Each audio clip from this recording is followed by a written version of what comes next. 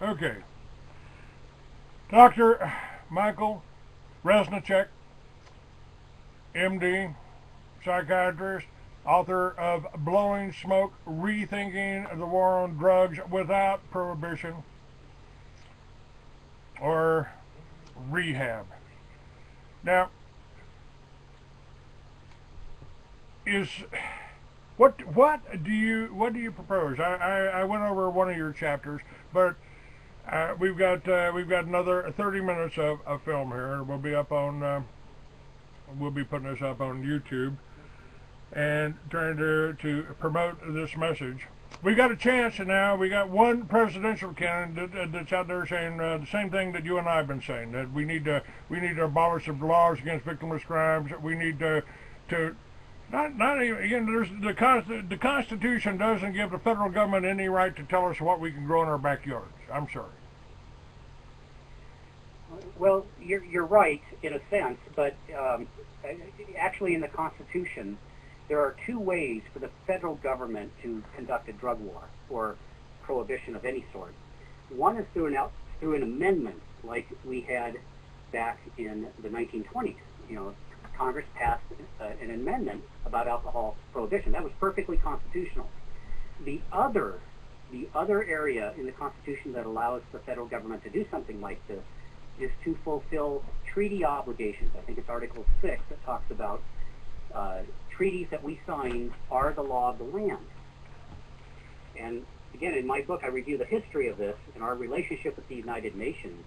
It's the United Nations Single Convention on Narcotic Drugs that we signed in 1961 that we put into effect through congressional legislation with the Controlled Substances Act in 1970.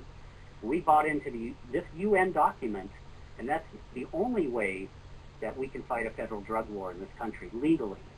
And that's why I say we need to come off that document. It's a complete failure. Drug use has just expanded all over the globe ever since the UN got involved, and that's not the way to handle the drug problem. How do we change let's call them elite? They own the radio stations. They own presidential candidates like Mitt Romney, who ran Clear Channel for years. All of your talk show hosts. How many are you making any mainstream headway with your book? Or your book's not out yet. It'll be out what, a few weeks? Yeah, it should be out in about 10 days or 2 weeks. And Clayton, I tell you, this is the first radio show I've done. I've done radio in the past with other issues, but regarding this book, your show is my first one. I've got 2 others scheduled today. So it's just now getting out, and the feedback I'm getting from people I've asked to review it, they're coming back and saying, "Boy, this is an interesting book. You're going to step on a lot of toes. You're going to piss a lot of people off." But getting back to your point about the elites, yeah, the elites have this mindset. They have every vested interest to be the ones who are controlling everything in society. But that's the great thing about this country and about your radio show, about the internet, is now there are alternate voices. And as soon as I'm going to get out there, I'm going to try to educate the public on this drug war and this whole business of the disease model and our connection with the UN here. And once people begin to realize what the heck is going on, they'll start to vote out the elites and start electing people like Ron Paul. I hope so. The whole system is so infiltrated that in this last article that I put out, and I just put this out and sent this out to everybody as a link to let people know about the show that we're doing right now.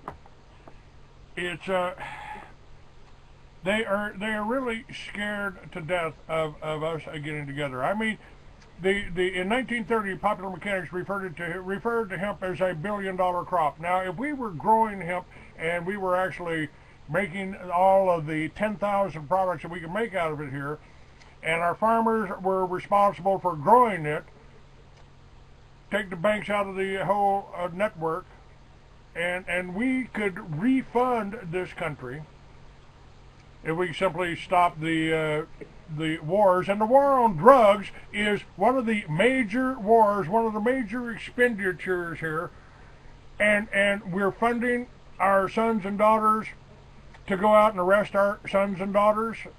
It doesn't make a lot of sense to me. But you're the psychiatrist. You know, they tried to, they sent me to a psychiatrist, Michael. They thought, and the psychiatrist said, do you know why you're here, Mr. Douglas? And my response was, well, frankly, no, sir, I don't. He said, well, you're here so I can determine if you're competent. I said, well, see, that's why I don't, that's why I don't understand. Of course I'm competent. Well, I've got to ask you a few questions. Do you ever have conversations with people that aren't there? No. Do you ever see people in a room and no one else is there? No. Do you have any special powers that other people don't? I said, oh, yeah.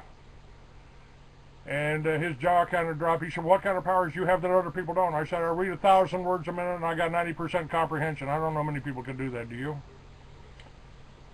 He decided I was eccentric, but I wasn't crazy.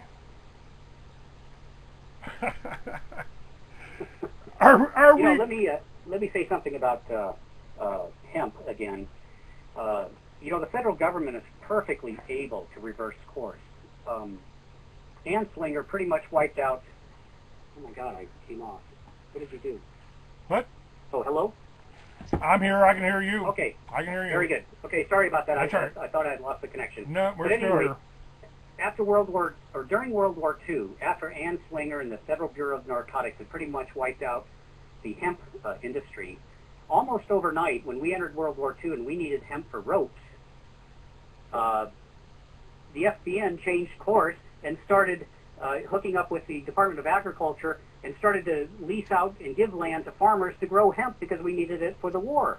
The Department of Agriculture produced a movie called Hemp for Victory and was trying to get people to grow as much hemp as possible. As soon as we, were out of World War II, the Federal Bureau of Narcotics came back and pretty much shut down the hemp industry again, using the Marijuana Tax Act of 1937.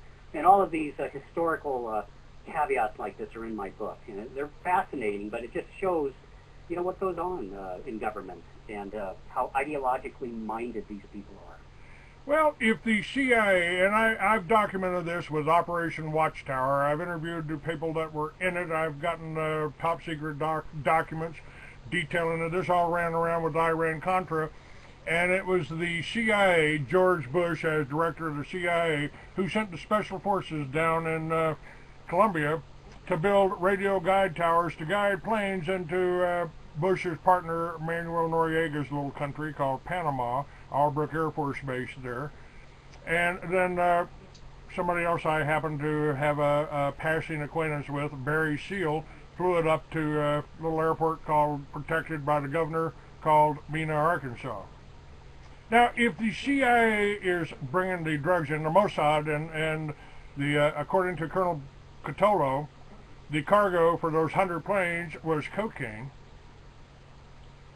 And if the feds are bringing these hard drugs in and controlling the distribution here, then where do we go? Where do we go without legalization? I mean, they're going to make every one of us into a criminal somehow. Well, that's right. And one of the other things I point out in my book is how prohibition actually fosters drug abuse. See, what we do with prohibition is we tell people that drugs will fry your brain, you will lose control of yourself, it's a brain disease, you'll need help for the rest of your life. And that's actually some of the stuff that goes on in rehab when they try to enforce the disease model.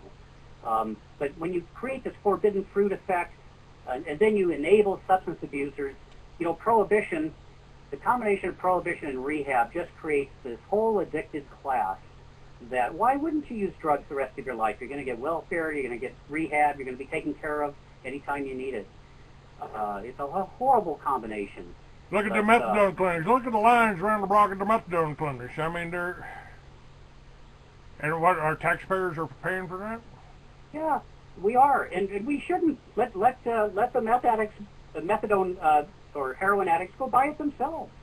In a free market, it would be pretty inexpensive. But here's the interesting thing about methadone: when you have incentives for drug users to work, I don't care if they use drugs as long as they're not in a public safety position. They can use drugs, go to work, or wait until they get home from work and do their heroin or do their meth or whatever. In a society where it's legal, we've removed the forbidden fruit, we've changed the expectations. And getting rid of prohibition would instill a whole new set of expectations in society, which is basically that drugs don't fry your brain. You can use them, and you can use them responsibly. And I detail that in my book about how you can do that, and how families and neighbors and coworkers ought to have that kind of mindset. We change the expectations, we legalize drugs, we'll solve the drug problem. But again, we don't have to enforce abstinence. I don't care if people smoke marijuana or do heroin, as long as you behave yourself. And that's perfectly, those two are compatible. Well, I mean, don't you know? I mean, what they try to tell you, this is a form of brainwashing. I call television. I said they don't call television programming for nothing. They try to do that to you. They try to make you think, well, you smoke this, you're going to go crazy. You know, I don't think so. No, it's all fear mongering. They want you to be afraid. They want you to be afraid. I mean, when has there been a time? Let me ask you this, folks out there in the audience land. When has there been a time in history? Just give me a roundabout date when it's been easy to be free. The whole war on drugs is a war on the American people. The war on terror is a war against anybody anywhere in the world doesn't want to go along with one world banking, you know, big oil, big pharma. And, you know, ninth plank on the Communist Manifesto, corporate farms.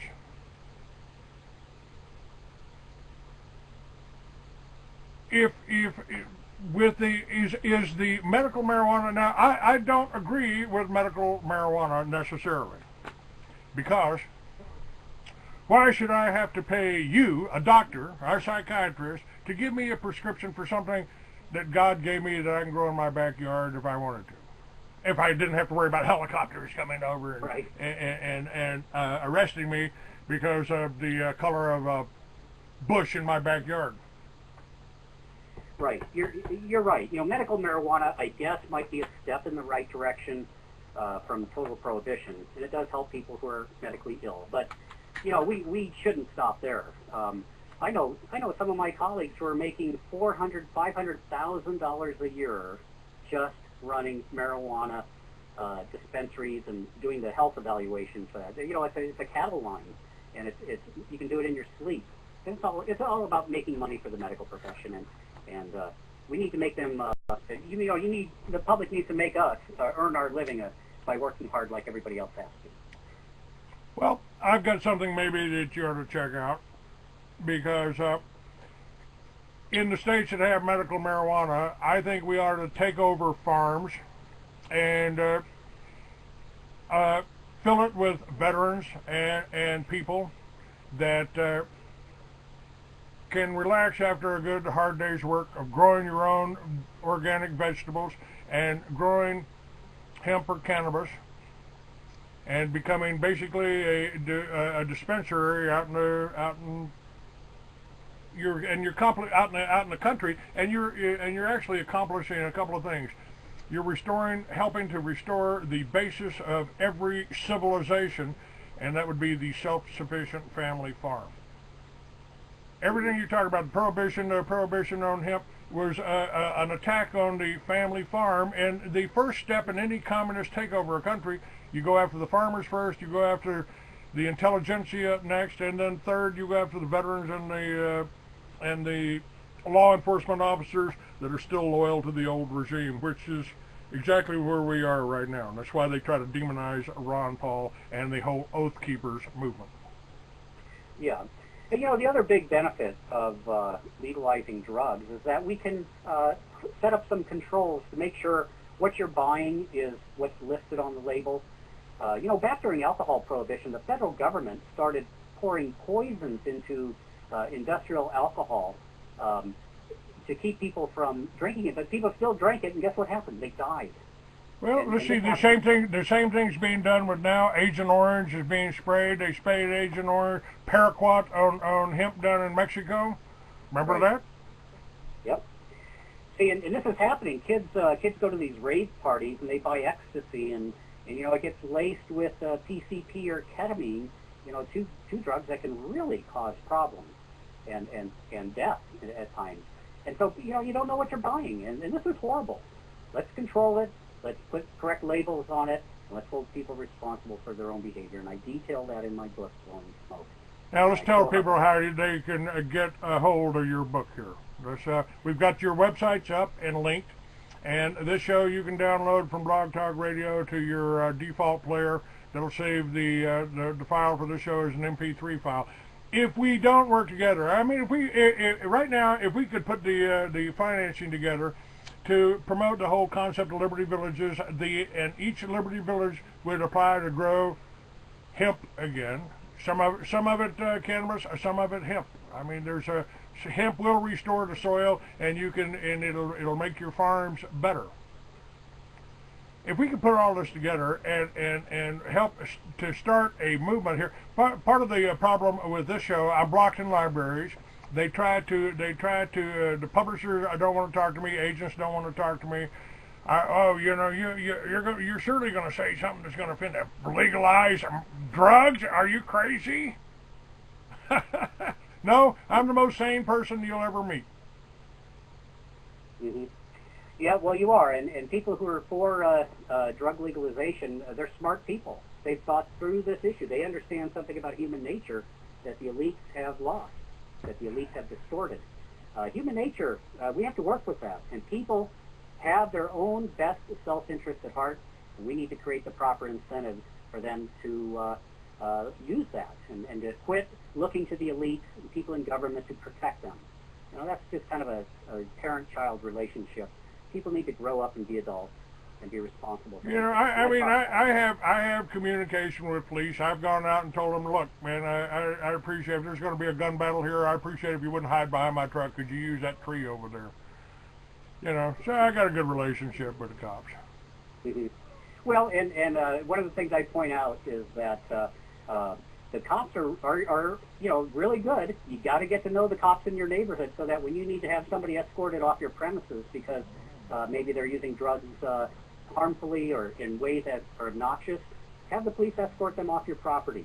And in a drug legalized environment, you can use the police like that. It's great. And it's just right in line with my point about the way to control drug use is legalize drugs and hold people responsible for being mature and using them responsibly. And Lady K, she's from Canada. She says she's always wondered why some doctors say that marijuana is a gateway drug, and I told you my opinion on that. If you got to go to a drug dealer to get it, then if you're going to a drug dealer to get your cannabis, well, they may want to sell you some meth and cocaine and or heroin. So, what would you say to her? Why is it? I mean, that's what they're going to use. That's the propaganda. Right. It's a gateway drug.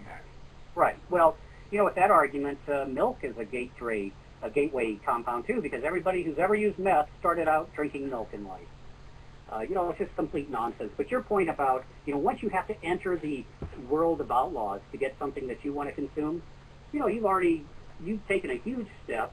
You've already made new friends in that outlaw community. You're going to start doing what they do. But it's not marijuana. It's the whole issue of prohibition. That's what creates bad behavior. That's what creates worse drug use. If I can go to a public restaurant, sit down and chat with you, and light up a joint or smoke a bowl or pass a joint over to you, turn around and go home, no crimes have been committed.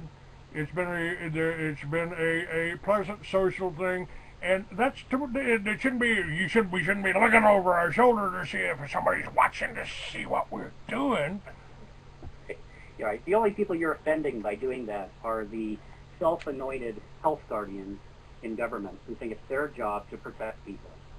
And that's just nothing but a narcissistic need that they have.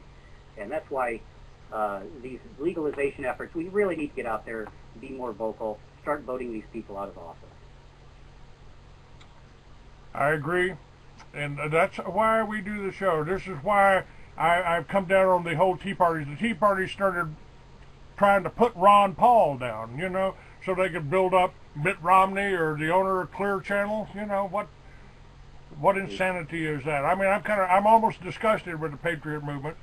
I helped start this whole high times hemp legalized movement 40 years ago, and I was right then, and we're right now. That's why I'm glad to have you on my show. I appreciate you putting this out. I'll have other guests like you. We'll have people from Normal to come on here, and there's a lot of organizations that are springing up trying to legalize this. And we don't need the Tea Parties pointing fingers and calling us hippies or pot smokers or no. We're really highly intelligent Americans that have studied history, that have studied the whole history of the drug wars and the drug dealers out there. The drugs couldn't move in this country if it wasn't for people like Bill Clinton, Manuel Noriega, CIA Barry Seal, and people like that. Folks, you legalize it, you take out that element. That's the criminal element, in my opinion, Michael. Yes, you're right. I mean, that criminal element is powerful. They're ruthless. They have so much money, they don't know what to do with it. You know, all my patients in prison that I talked to, these were the dealers. They tell me that they'd have $100,000 cash that they'd make in 2 days, and they wouldn't know what to do with it. So they'd have to, you know, hide it in a shoebox in their house or give it to their mother. I mean, it's just horrible. And of course, that money goes right back to the dealers that brought it in. You know, as William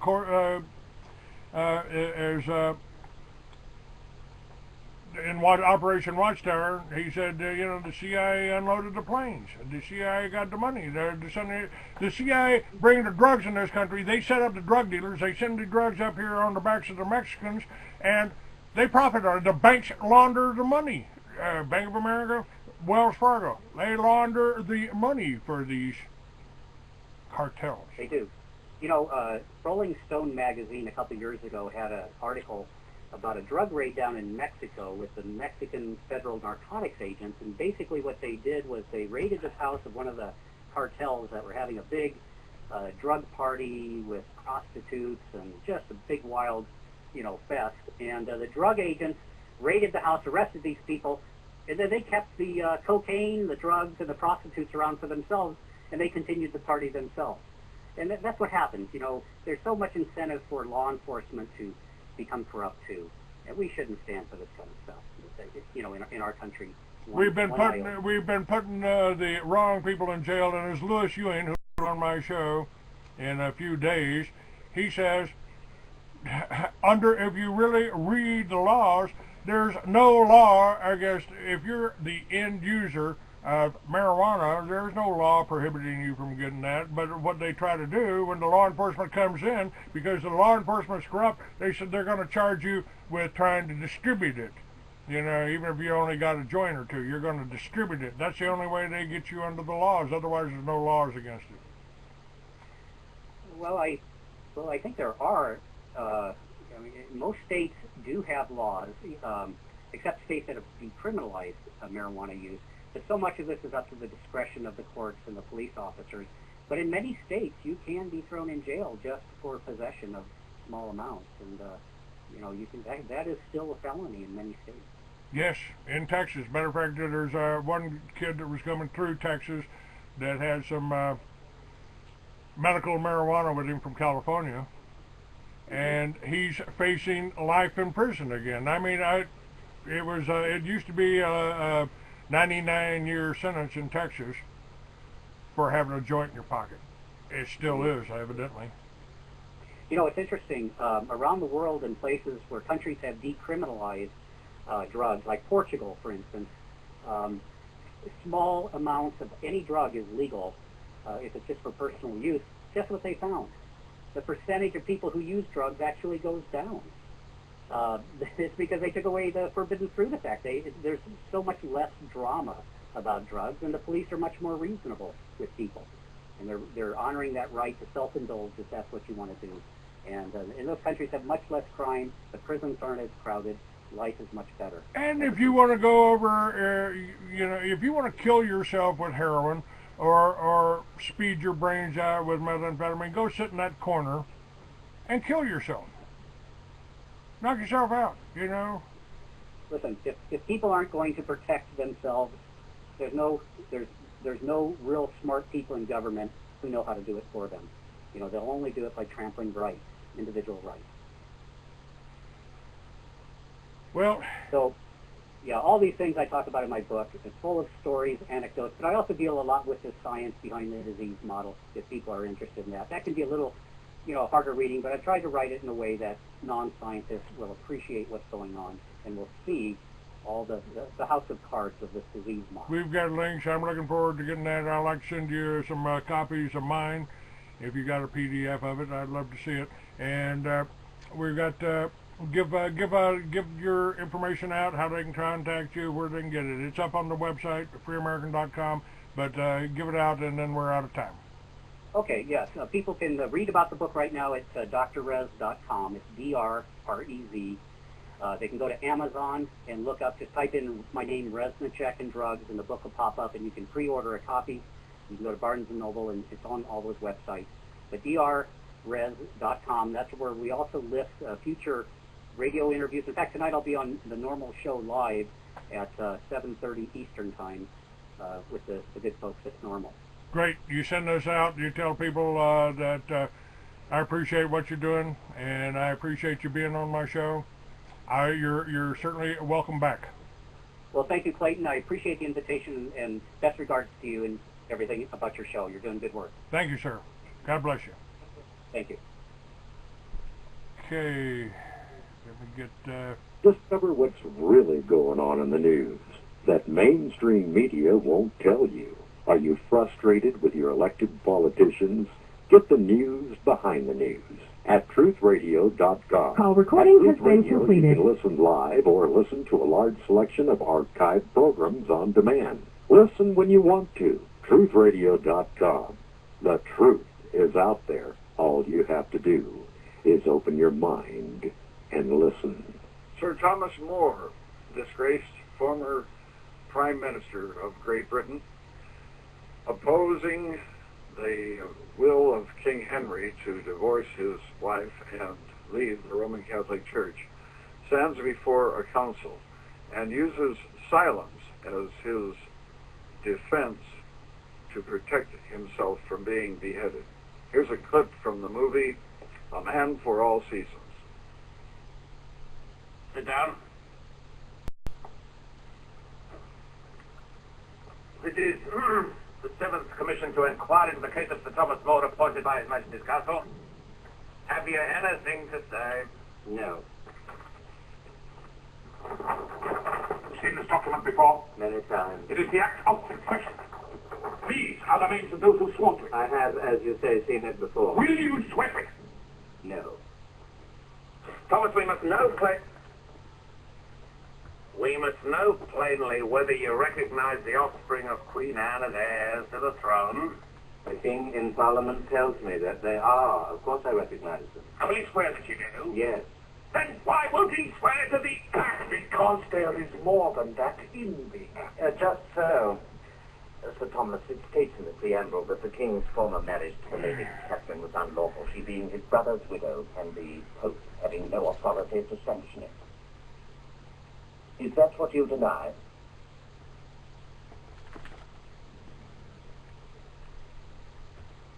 Is that what you dispute?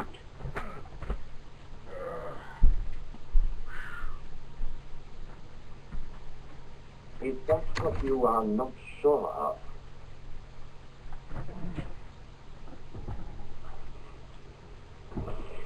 Thomas, you insult His Majesty and Council in the person of the Lord Archbishop. I insult no one. I will not take the oath. I will not tell you why I will not. Then your reasons must be treasonable. Not must be, maybe. Oh, it's a fair assumption. The law requires more than an assumption. The law requires a fact. Well, of course, I cannot judge your legal standing in the case, but until I know the ground of your objections, I can...